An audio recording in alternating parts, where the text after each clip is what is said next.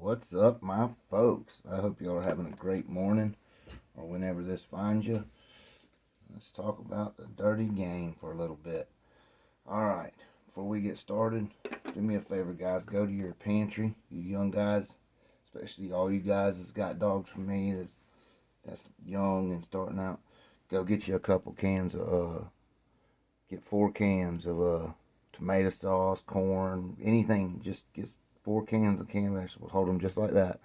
Now, I want you to stand up and hold these cans straight out, shoulder level, with your wrist turned up like the cans are pointing up toward the sun, and hold them straight out.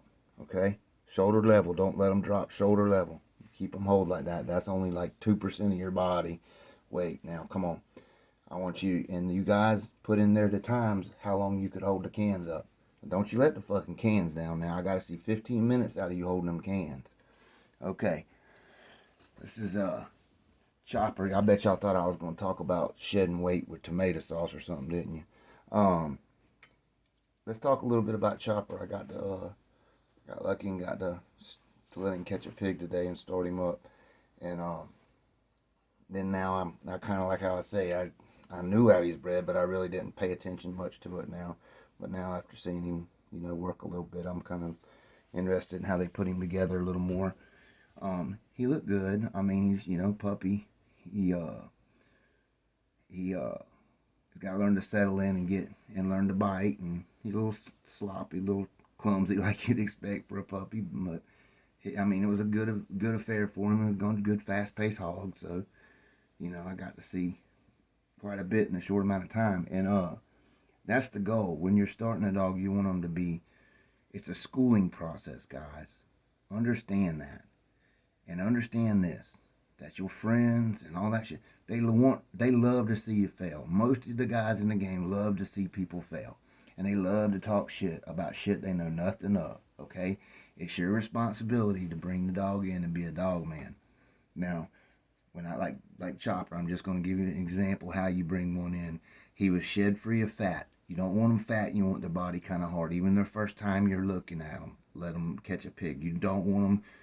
So many guys I see bring these dogs to catch hogs fucking sloppy, and it comes out in the end. Trust me. Um, I'm not saying work, but have him in pretty decent shape. If you want to flirt, pull him a little bit, hand walk him a little bit before you start him, get him where he's a little more coordinated. That's good too. But like with him, I just took him pretty much for the last few weeks. I've been getting him where his weight's right, where he ain't not no extra fat on him, where he's not frothy when he's running around. So I let him make contact. That's it. I just let him make contact. I let him get the hog, figure out his hold, get flat footed. Then I break him off. Then I let him go again. I let him get a hold, let him figure out what he's going to do. And then I might have let him work that pig for maybe, I don't even think it was 5 minutes. And he was exhausted. I'm not going to lie. He was fucking exhausted. Your average puppy coming in their first time messing with, ain't got but you don't need to put them on there and keep. It's not. You're not trying to gas them out. Okay, that's the worst thing you want to do on a dog, especially their first time catching them. When you get them some bitches cackalaacking and tired and laying on their side, that's the worst thing you do for a pup his first time. If he'll come back from that and catch that pig again after he's probably a pretty good damn little puppy. Okay, but that's not the goal. You want to get him where he's interested in it, has a good time, and you can get a real quick idea what he's about, and then get him off. Good boy him up. Make sure he's not hurt. Good boy him up. Rub him down. Put him up. You know what I mean? That's how you start a dog. Okay. Right when you see him starting to fatigue, you want to stop it. You want to keep it enjoyable for him. Don't push him past where he's tired. Just like working him. You don't want to work him to the point of failure. It's called schooling. Okay? That's what it is. Like back in the pit game, there's a saying, the guy that tries to win rolls never won matches. You know what I mean? You're fucking, it's schooling process. And every dog is different. Just like this dog here. I was looking at his pedigree because my buddy I got the cherry bitch from wanted me to do a family breeding back to that bitch or something in the same family for him when he starts his yard in the Philippines. And if this dog works out, it'll be perfect. You know what I mean? That's so studying his pedigree. I mean, how he's bred is basically the same thing, except the bottom of, Cherry and Trouble in them, they got the red pirate in there, and then instead of the Frisco on the bottom, they got the Snooty. So it's very, very similar. Everything else up top is very, very similar. Um, and the outs and the bottoms are all similar. So it'll be like a family breeding. But there's a difference in these dogs. I mean, like when Trouble, I started him, he was a different type of dog when he started. He started off the rip with super bad intentions. You know what I'm saying? I mean, you could tell he was biting his. I knew right then that Trouble had mouth. That motherfucker could bite his ass off. He can bite his ass off, and there was no questioning that what his mouth. So I put him in there. I let him make contact. I think we let him make contact 2 or 3 times. There again, maybe 5 minutes his first time. He was again frothing, tired, exhausted. You know, you want to stop them before they get where their lungs are can't breathe and they're overheated. You definitely want to stop them before that point. It ain't don't listen to your buddies. Don't keep putting them on to pigs. Okay? Trust me. They love to talk shit and they want to say some shit, especially when they know that they got a bad hog that's already been through a bunch of dogs. They gonna love to put him on your puppy because it'll ruin the fuck out of your puppies. Be smart. You see that if it's a too fast a pace for your pup, get him, get it. Make sure he's on his feet. Make sure he takes a hold, and then throw the hog and get him off. Okay, don't ruin your puppies their first time. Now, some pups start out and they're just total balls of fire and they're badass and all, and you'll get carried away in it, and that's where you'll fuck up. You'll let him get too hot. Don't be that fool. Okay, that's just the facts. Let's see, how many of you guys still got your cans up? It's only been 7 minutes. So once you get them started that first time, then you want to make sure you give them plenty of recovery afterwards, but keep them.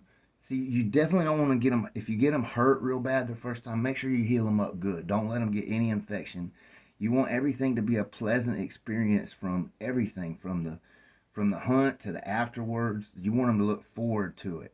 Where when they see you start messing with them, it's an exciting event to them. Yeah, they're excited. They're ready to go, you know.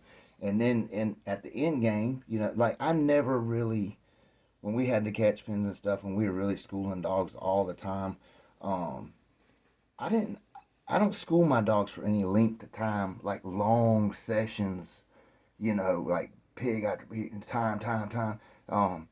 I might school my dogs before I hunted them 2 or 3 times at the most, maybe 15 minutes. You got to realize, even a grown dog, unless he's worked, if he's just off the chain, even a grown dog that's got sense, knows how to recover. See, these pups don't know how to recover. Their adrenaline's up, their balls to the wall, they're going. So you got to teach them all that. One that knows how to recover, can pace themselves, a good natural wind. He still ain't got but maybe 15, 20 minutes of good wind in him, and then he's just running on gameness. Okay, that's off the chain.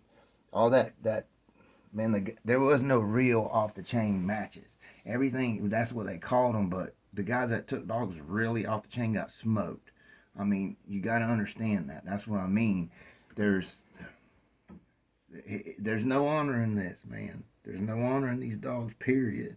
I mean, and just because we're catching hogs now instead of the pit game, it ain't no damn different. It ain't no different. The people are still the same. So you got to watch yourself and cover yourself and your team with your animals. Remember that. Once you get him schooled out, you should have an evaluation of him then after 3 or 4 good times playing with pigs. If you want to take him on a pay hunt and let him go in or take him to the area and let him go in the big woods or whatever, you'll have an idea what you're going to get, what you should expect from him. But you don't need to stretch them dogs out in the bay pens for great amount of time just fucking off, because if he's got it, he's got it. Okay, it's up to you to get his body, his endurance, his everything else right. You understand that? And there's different ways to do that.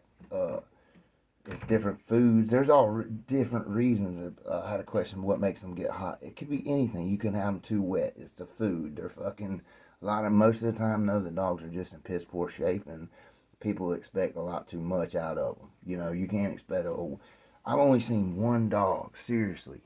in my life. Paul McDaniel had a bitch called Champion Candy. And she was a hog fat bitch. That's the only dog in my life I ever seen that truly, I never seen her get tired. Even fat out the house, whatever, he could hunt with her, and that bitch would never get tired. But that's the only dog. And I mean, her offspring weren't like that. They gas out on your ass too, trust me. But that bitch herself, there's occasionally you'll get a dog that you can really, that has them real lungs like that. Rita doesn't get tired. You know, there's certain ones that are like that, but for the most part, the endurance and all is a learned, schooled process. They have to learn to recover. Most of them just burn themselves out, and they go pam and hit the heat wall. And if they never learn how to recover, they've never had any work. That's where they're going to lay.